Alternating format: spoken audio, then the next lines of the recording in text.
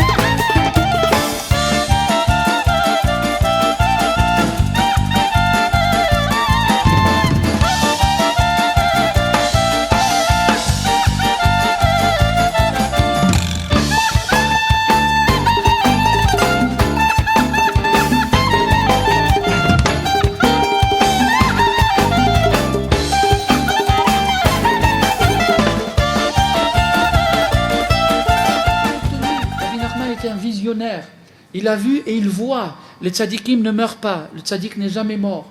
Rabbi Nachman a vu et il nous voit maintenant à l'heure actuelle, en temps réel.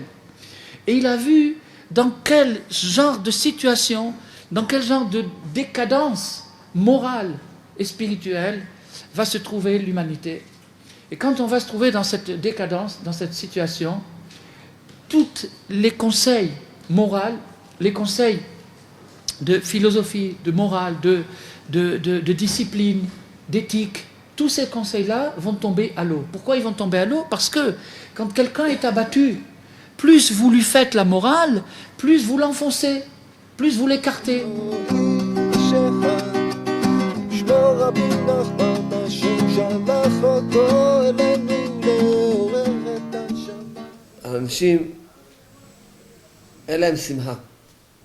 יותר נכון שאנשים הם עצובים ואנשים יש להם בעיה לכולם. מה הבעיה? שאומנם הם רוצים לעשות טוב אבל כל הזמן הם רודפים את עצמם, כל הזמן מאשימים את עצמם, כל הזמן שלהם הם הולכים ברדיפה עצמית, האשמה עצמית, ואף פעם לא מרוצים ממה שהם עושים. אפילו עושים דברים טובים, מחפשים תמיד את הנקודה הלא טובה ועצובים. Mais les jeunes sont complètement déphasés. Ils ne comprennent pas de quoi vous leur parlez. Moi, j'en vois souvent, je suis en contact avec eux, ils ne savent pas de quoi il faut le traduire dans une nouvelle langue. Cette langue-là, dans laquelle on peut traduire le message d'espoir à la jeunesse, à la jeune génération, Rabbi Nachman l'a mise au point il y a déjà 200 ans. Et quand il l'a révélé, les gens n'ont pas compris. Et c'était légitime qu'ils ne comprennent pas, parce que ce n'était pas la langue qui était parlée à cette époque-là. Pourquoi Dieu d'abord il a besoin du tzaddik? Parce que Dieu ne peut pas se révéler directement à l'homme sans passer par un intermédiaire qui permettra à l'homme d'avoir le libre arbitre. Tout le problème de la création du monde, c'est que si Hachem était trop présent dans le monde, il a enlevé le libre arbitre à l'homme. Et si Hachem est trop absent dans le monde, et l'homme aussi n'a plus le libre arbitre, c'est-à-dire il n'a plus la possibilité de le trouver. Donc il fallait trouver un moyen que Hachem puisse être présent dans le monde, de façon à ce que celui qui veut le trouver, il peut le trouver. Et Rabbeinu, plus que tout, j'ai l'impression que plus que tous les grands autres tzadikim, il y a beaucoup de tzadikim dans l'Am Israël, mais Rabbeinu particulièrement se distingue parce qu'il a su adresser les problématiques de notre génération. On a l'impression que Rabbeinu, il vit avec nous actuellement, il connaît exactement le problème d'un jeune qui se tatoue, le problème d'un Tamid Chacham qui a un problème de Gava, le problème d'un Benoni qui est en train de finir avec ses dernières ta'avot. On a l'impression que Rabbeinu, il est conscient du niveau de notre génération et il a des Haetzot 200 ans à l'avance et ça c'est extraordinaire, c'est un phénomène.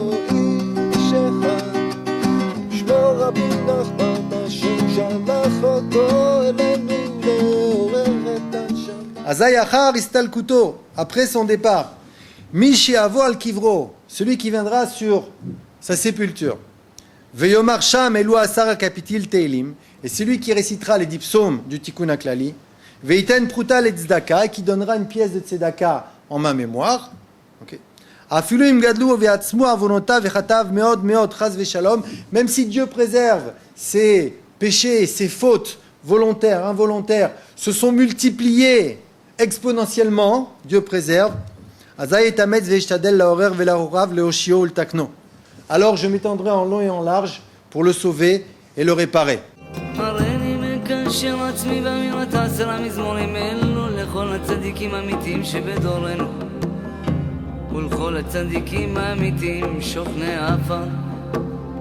קדושים אשר בארץ המה ובפרט לרבנו הקדוש צדיק יסוד עולם נחל נובע מכל חוכמה רבנו נחמן בן פגל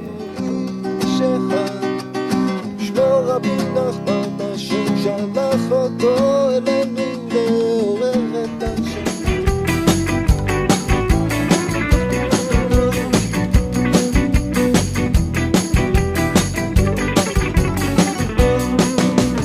דרך אחי שאין ייאוש בעולם, אין ייאוש בעולם והכלל והעיקר זה שלא יספח את כלל, לא יספח את כלל. דע לך אחי שאין ייאוש בעולם, אין ייאוש בעולם והכלל והעיקר זה שלא יספח את כלל, לא יספח את כלל. גם אני וגם עוד הרבה שלקחתי איתי לאומן שהגיעו לציון של רבנו, נפתח להם ברזים של דמעות. בצורה, משהו לא טבעי בכלל, לא טבעי בכלל. שממש אנשים נשפכו שם. אנשים אמרו לי, אף פעם בחיים שלי לא בכיתי, אף פעם. רק נגעתי בציון, ולא יודע, נחלים של דמעות. והשתפכות, ודיבורים, ואנשים אמרו לי מה זה, שהם ממש מרגישים שהם, זהו, זה לא אותו בן אדם שהגיע לשם, לא אותו בן אדם, בכלל לא אותו בן אדם. Je ne peux pas du tout expliquer ce sentiment que j'avais quand j'étais sur la tombe de Rabbi Nachman. J'ai senti quelque chose d'exceptionnel, extraordinaire, vraiment, j'en dirais que j'étais au Gan Eden, vraiment j'étais au Gan Eden, j'ai senti, je ne peux pas d'expliquer malheureusement dans des mots parce que vraiment c'est des sentiments que je peux pas, j'étais vraiment, je voulais juste rester là-bas, ne plus bouger. Des écoles spirituelles, sur terre vous en avez, en veux-tu en voilà, il y en a de tous les sorts, de toutes les religions, de tous les trucs des écoles spirituelles, mais vous observerez toujours que ces écoles spirituelles sont réservées pour une élite. Celui qui sait bien s'asseoir, bien respirer, bien réciter, bien courber sa tête, bien le truc, c'est une discipline. Et celui qui est pas trop discipliné, qui est un peu brouillant, celui-là, il n'a pas trop sa chance dans la discipline spirituelle. Et vous voyez ici que c'est l'auberge du bon Dieu.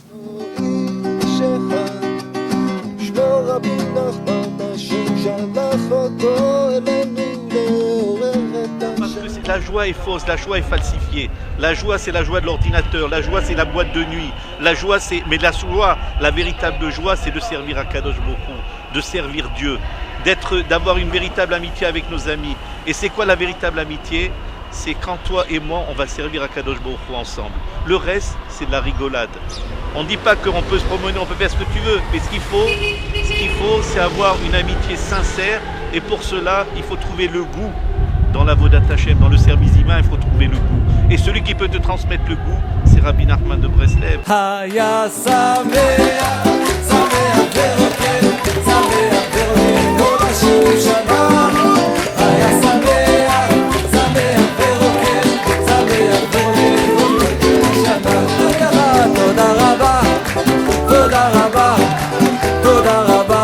השם יתברך. תודה רבה, תודה רבה, תודה רבה לך אבא. Je voudrais rappeler que la première fois que je suis arrivé ici, il y avait peut-être 500, peut-être un maximum 1000 chassidim qui étaient présents.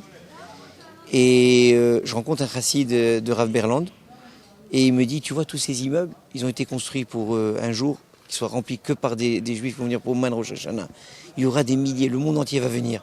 Alors moi je l'entendais parler, je regardais la foule, on était peut-être vraiment éparpillés comme ça. Alors je dis, bon, le malheureux c'est un illuminé celui-là, tu vois, ça arrive, partout il y a des illuminés.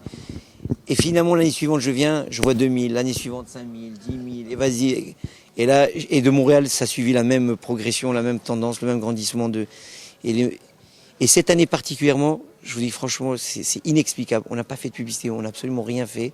Et les gens, des appels de partout.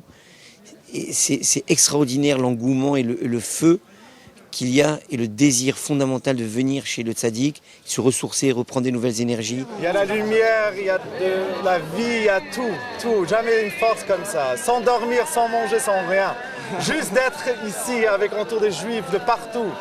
De l'Amérique, de l'Australie, de Haïti. J'ai rencontré un juif haïtien.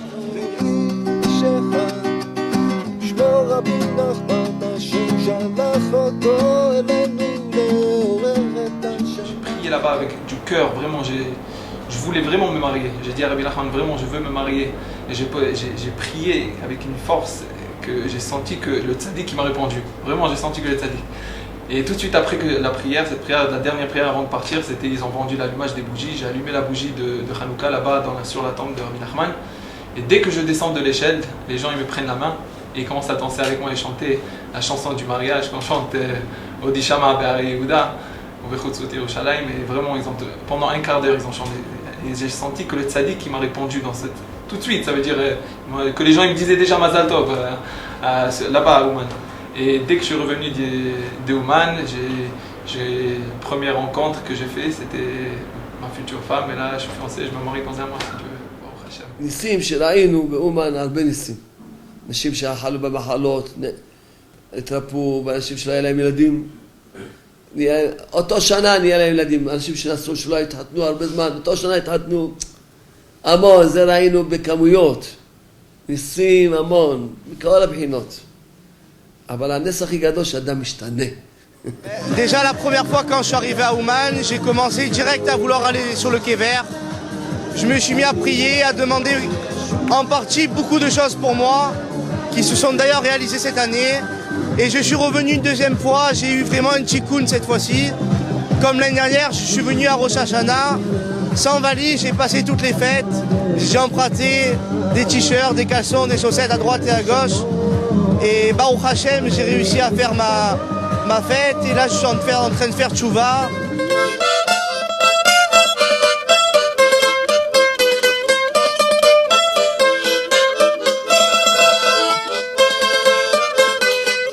C'est plutôt une sérénité spirituelle, c'est-à-dire l'impression d'être arrivé dans un endroit où va commencer une aventure spirituelle qui va m'amener vers ma réparation, vers mon progrès, vers mon changement, vers un changement profond de la personne. C'est ça ce qu'on vient chercher ici et qu'on sent qu'on a des chances de le trouver.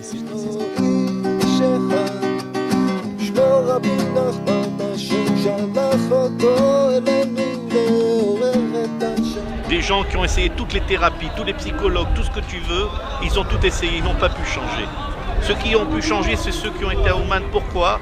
Parce qu'à des fois, on est obligé de s'adresser aux plus grands spécialistes, aux plus grands professeurs. On a essayé avec les autres, ça n'a pas marché. Il vous a dit, venez chez moi, je m'occupe du reste.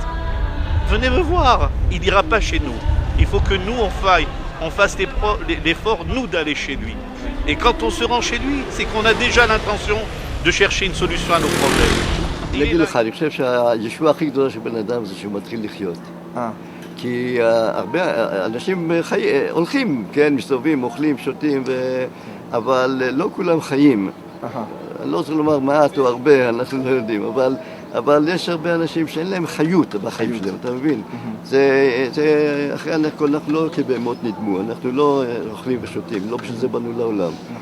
אז זה צריכים כדי לחיות, אבל העיקר החיות הפנימית, הנפשית, הרוחנית, זה מקבלים פה, מתחדשים עם זה ומחדשים את זה, וזה הדבר לפי דעתי, זה הישועה הכי גדולה של בן אדם, שהוא בעצמו יכול להוליד את עצמו, אתה מבין, כל פעם מחדש.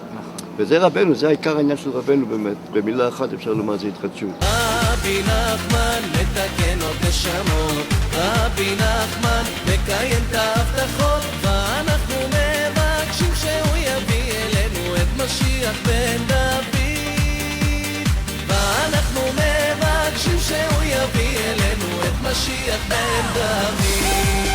C'est qu'à Rosh Hashanah, comme le dit Rabbi Nachman par ailleurs, c'est le moment le plus propice qui soit pour recevoir les réparations de notre Neshama. C'est Rosh Hashanah. Il a dit Rosh Hashanah, Hachem il me l'a donné en cadeau. Je sais ce que c'est Rosh Hashanah et je vous dis, vous devez venir. Ish lo yader, que personne ne manque. Il n'y a pas plus grand que ça. Et j'écris.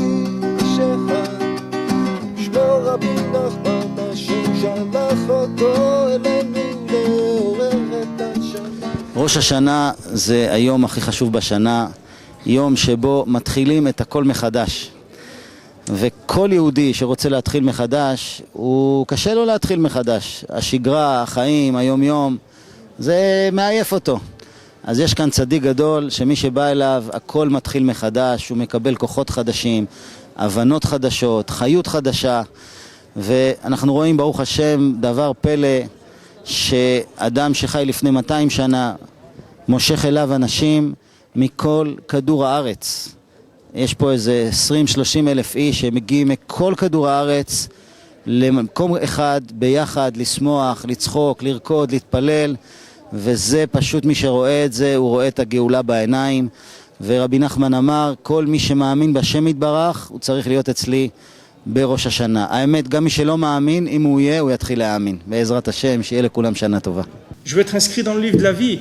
Quand je prends une Gemara, je prends un livre, j'ai un plaisir. Je ne veux pas m'arrêter, ça me fait plaisir. Pas que quand je fais la Torah, ça m'énerve et quand je vais au restaurant, je suis content. Je ne veux pas vivre des paradoxes comme ça. Je veux être inscrit dans le livre de la vie. Je veux inscrire ma marche, tirer un bonheur des mitzvot véritable, d'aimer ça. Ça, c'est à Rosh Hashanah qu'on nous décide ça. C'est ça le jugement de Rosh Hashanah. Après un voyage, ça ne prend pas plus qu'un voyage, que la femme elle réalise vraiment, que son mari a été affecté profondément, qu'il a été remué au plus profond de lui-même et qu'il est dans une direction bien meilleure. Rabbeinu, il mettait la femme sur un piédestal, il voulait qu'on fasse de nos femmes des chassidotes, c'est-à-dire qu'on les fasse participer complètement à l'avoda, que ce ne soit pas mis au contraire, parce qu'il n'est pas impossible pour un homme de grandir si sa femme ne le suit pas, et une femme ne peut pas grandir si son mari lui à son tour n'a pas une hashpa et ne la fait pas grandir. Donc ça va ensemble, c'est un tandem.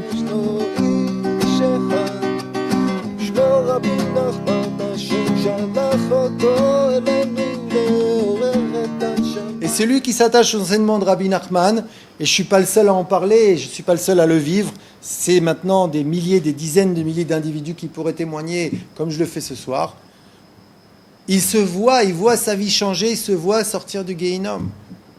Il se voit sortir de l'enfer, de cette pression quotidienne qui fait que parfois on en arrive à courir sans arrêt et à plus prendre le temps d'être heureux parce qu'il y a des impératifs qui ne sont pas des impératifs forcément juifs de la manière dont ils sont exprimés, qui nous prennent la tête.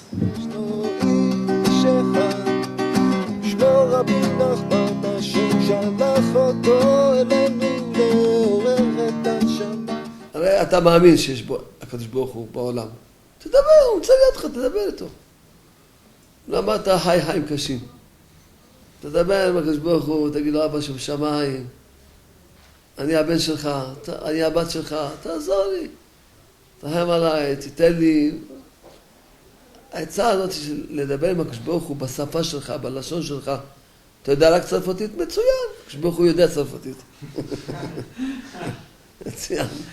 הוא יודע צרפתית, מצוין. אז תדבר איתו בצרפתית. אתה לא צריך לדעת לקרוא, לא כלום, תדבר. בלי שום ספר, מתי שאתה רוצה. בכל רגע הוא נמצא לידך. בכל שנייה, בכל רגע, בכל זמן, בכל מקום. תמיד הוא נמצא לידך, תדבר איתו. והעצה הזאת נותנת לאדם כוח גדול, באמת להתחיל לפתור את הבעיות שלו. אתה עצוב, תגיד לקדוש ברוך הוא, אבא שבשמיים, תן לי שמחה, תן לי שכל לדעת באמת מה אני צריך לעשות בחיים, תדריך אותי בדרך הנכונה, יש לי בעיה עם אשתי, כך וככה בעיה, תעזור לי לדעת איך להתגבר לזה, תן לי את השכל, תן את העצה, תחיים עליי הקדוש ברוך הוא. וכל, אתה מוצא פתרון לכל החיים שלך. Ça a l'air difficile de parler avec Dieu. Les gens disent, mais moi j'ai essayé, mais ça fait 5 minutes, je deviens fou.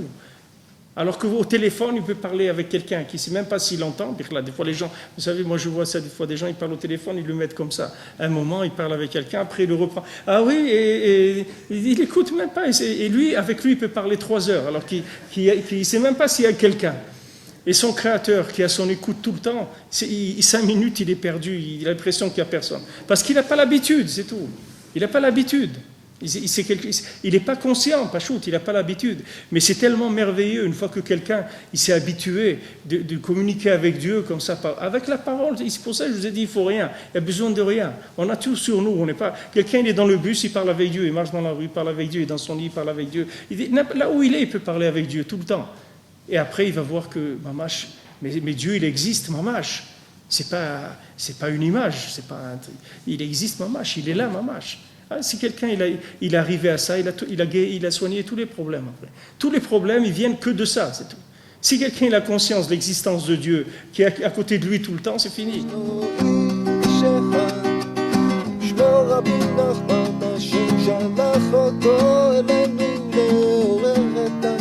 Rabbi Nachman s'est engagé que celui qui viendrait à Ouman sur sa tombe, il dirait le Tikkun HaKlali, il le prend en charge. C'est-à-dire, il s'occupe de lui. Il s'occupe de lui par rapport à cette vie, par rapport aux vies antérieures, par rapport à ses ancêtres, jusqu'à Adam Arishon. C'est-à-dire que ce qu'il lui demande, c'est l'effort et la confiance et le don de soi pour venir jusqu'ici et faire ce Tikkun HaKlali sur la tombe de Rabbi Nachman. Après le reste, c'est lui qui s'en occupe. C'est-à-dire du moment où nous, on a fait ce qui nous incombait, lui va faire ce qui l'incombe, c'est-à-dire c'est comme si on a signé une prise en charge. À ce moment-là, c'est lui qui va s'occuper de notre vie. Et c'est lui qui va diriger notre vie, qui va faire en sorte qu'on va se trouver dans les endroits où on doit se trouver, qu'on va rencontrer les gens qu'il faut, qu'on va avoir le travail qu'il faut avoir, etc. Tout va prendre une autre disposition. En fait. On est pris en charge dans notre réparation. C'est-à-dire, il n'y a personne qui sait exactement ce qu'il est venu faire sur Terre. Bon, tout le monde, bon, Hachem dit il faut faire la Torah, les mitzvot, etc. Mais il y a des milliers de façons de faire la Torah et on ne sait pas du tout si on est dans ce qui nous convient. On ne sait pas du tout si on s'est investi là où on devait s'investir. On ne sait pas du tout si on est nous-mêmes par rapport à la Torah.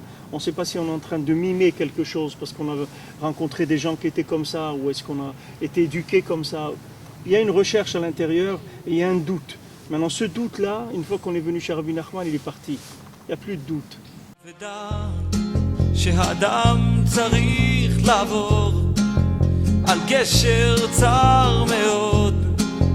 על גשר צר